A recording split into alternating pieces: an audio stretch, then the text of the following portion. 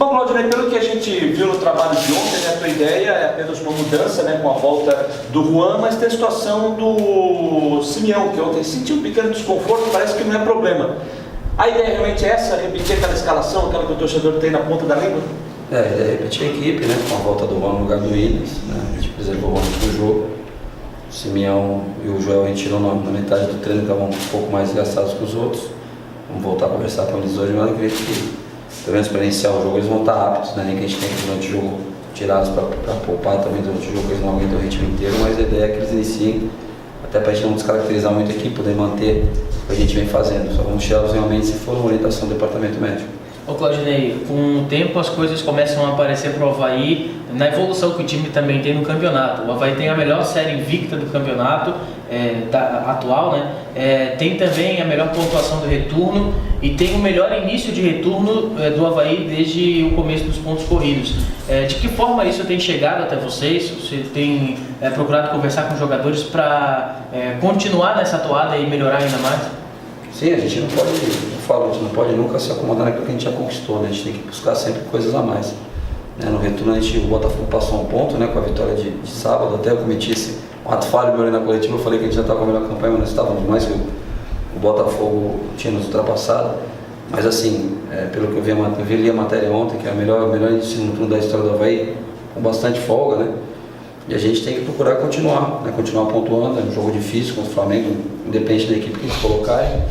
Né? Você vê que a equipe que treinou ontem, que é considerada reserva, ainda deve ter o acréscimo do Everton Ribeiro, que havia jogado na quarta, uma equipe muito qualificada, jogadores que jogariam na maioria dos clubes da Série A, dos outros clubes da Série A. Então a gente tem que manter o nosso foco e continuar fazendo grandes jogos nessa consistência, da nossa maneira, e não mudar a fórmula, né? Essa fórmula que está dando certo. Então se a gente perder um jogo algum dia que o adversário nos vença, porque foi realmente melhor, que aproveitou alguma oportunidade, e não porque a gente saiu da nossa característica, né? A gente saiu lamentando que não fizemos um bom jogo, como já aconteceu anteriormente. Né? A gente saiu lamentando alguns jogos, a gente, não jogamos nada hoje, perdemos.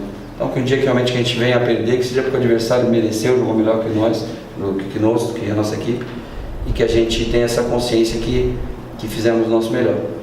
Às vezes você foi um cara muito coerente com aquilo que você treinou, e esse time que vem jogando, de certa forma, tem um entrosamento muito grande.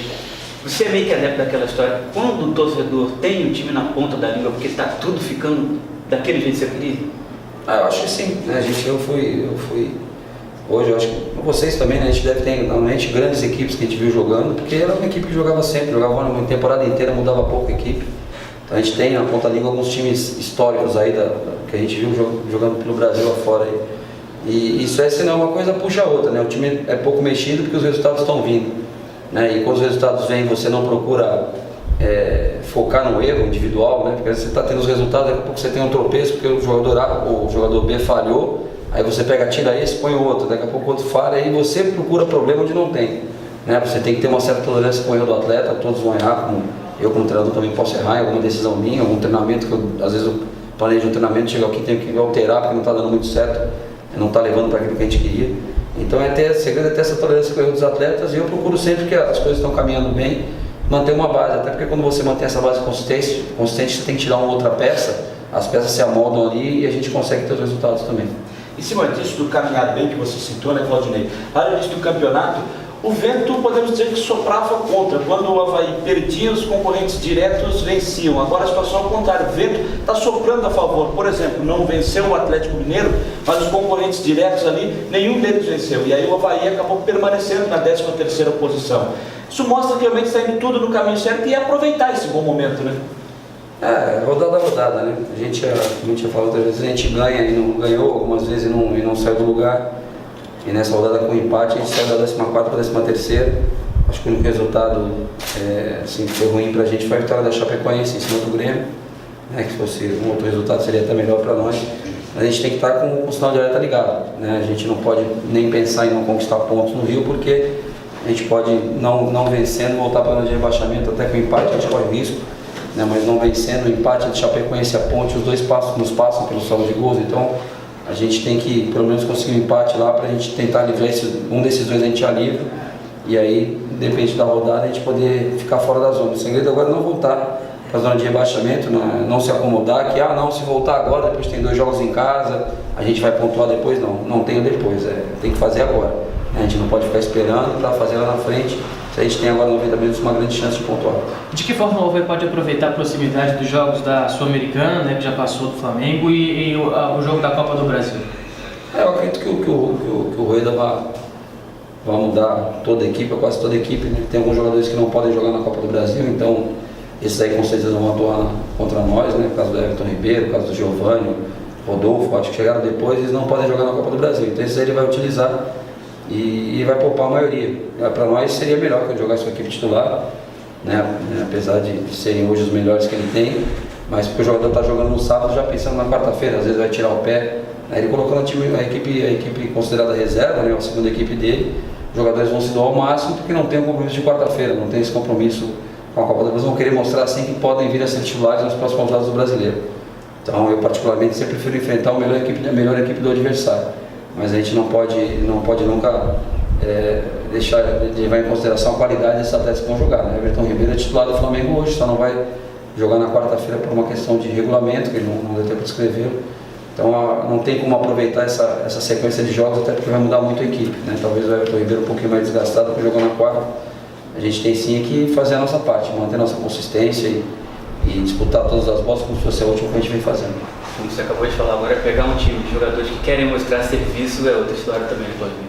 Não, é difícil, eu acho mais difícil, não, porque o time titular do Flamengo teria, né, como o Edu citou, teve um compromisso na quarta difícil, teria um outro na próxima quarta, então o cara vai ali, vai tirar o pé, é inevitável, o jogador está ali pensando numa final de campeonato, ele não vai estar 100% focado no jogo.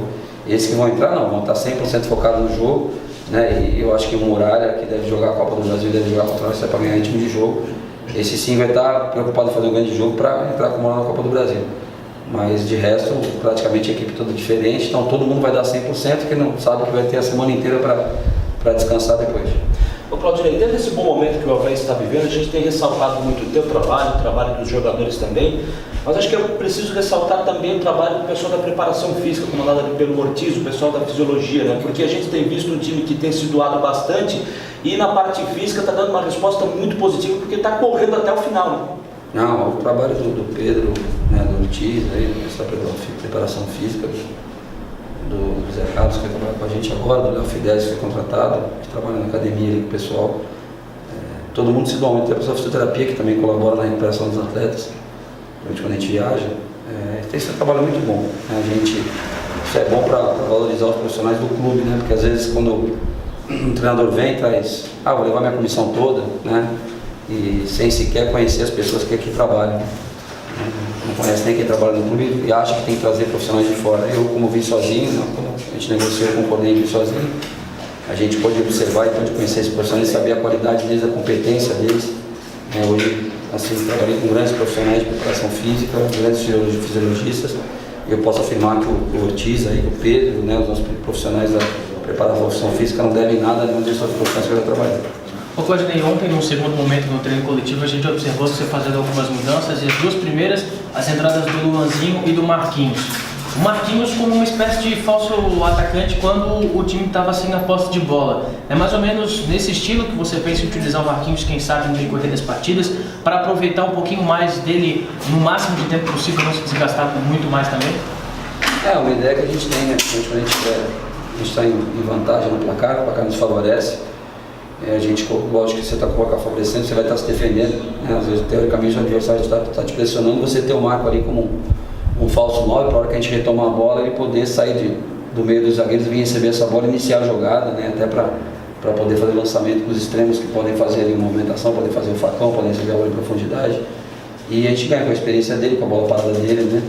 Então a gente testou isso no treinamento ontem, né? Não quer dizer que é uma coisa que a gente vai usar já no próximo jogo, ou que o Marco tenha que jogar só nessa função, mas eu acho que da forma que a gente está jogando, com essa dinâmica de marcação nossa, eu acho que é uma posição que ele tem menos desgaste para marcar, não tem tanta necessidade de recomposição. Lógico que ele não é um atacante de ofício, mas já conversei com ele, falou que já atuou em outras oportunidades nessa função.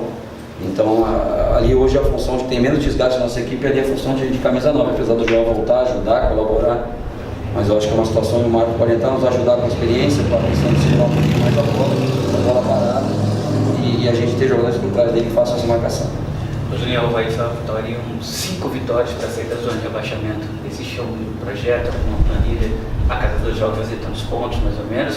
Ou vai viver a situação a cada jogo, como muitos jogadores têm falado aqui? A gente vai jogo a jogo. A gente né, como já falei anteriormente, a gente conversando com o Simeone, ele me apresentou lá uma fórmula dele ali que eu achei interessante, de cada 4 jogos fazer 7 pontos. Né? Se a cada 4 jogos a gente fizer 7 pontos, a gente não corre isso, não vai ter algumas rodadas no final para buscar alguma coisa a mais. Então a gente, na primeira parte, a gente cumpriu, né, o objetivo, fizemos 10 pontos nos 4 primeiros jogos, agora fizemos 1 no primeiro jogo, temos mais 9 a disputar para tentar chegar nos 7 pontos. Né, e vamos sempre procurar fazer mais para a gente ter sempre esse respiro. Eu acho que quanto mais cedo a gente pontuar, quanto mais a gente der importância para o próximo jogo, eu acho que é isso que o atleta tem frisado bastante. Jogar já contra o Flamengo como se fosse o último jogo do campeonato, como se fosse uma decisão.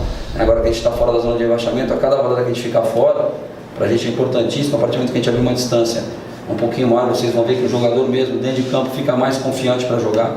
A questão da gente, que a gente fala de jogar um pouquinho mais, ter mais a posse de bola, a tomar a decisão é mais tranquila, porque você está com uma folga na competição.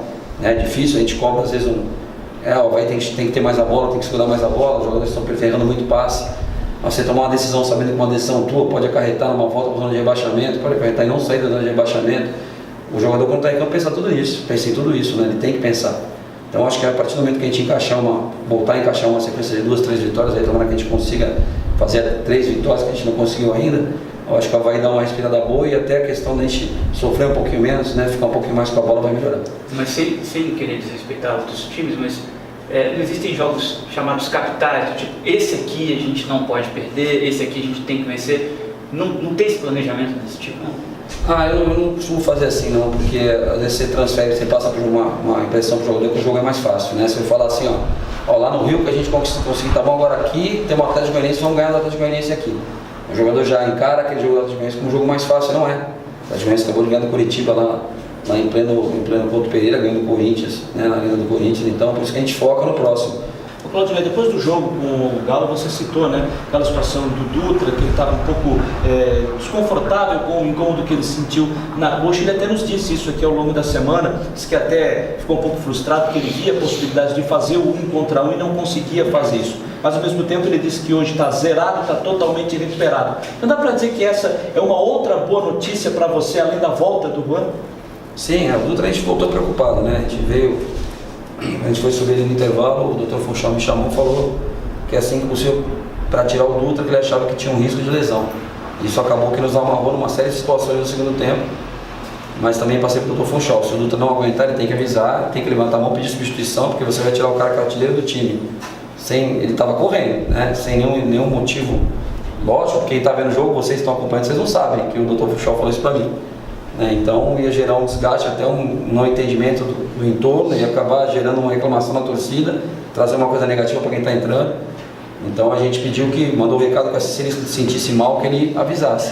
Aí um momento ele falou que aguento mais 10 minutos. Nesses 10 minutos que ele aguentava, a gente sofreu o gol de empate, e a gente conversou com ele ficou até o final, falou que durante o jogo foi soltando um pouquinho mais a musculatura. Ontem ele referiu que estava bem, a gente tirou ele um pouquinho antes de acabar o treino por precaução. Mas a gente tendo ele 100% sempre uma boa notícia, que é um jogador muito intenso, né? E depende muito dessa intensidade para fazer grandes jogos e para fazer os gols. Tá ok. Show. Obrigado. Valeu, obrigado.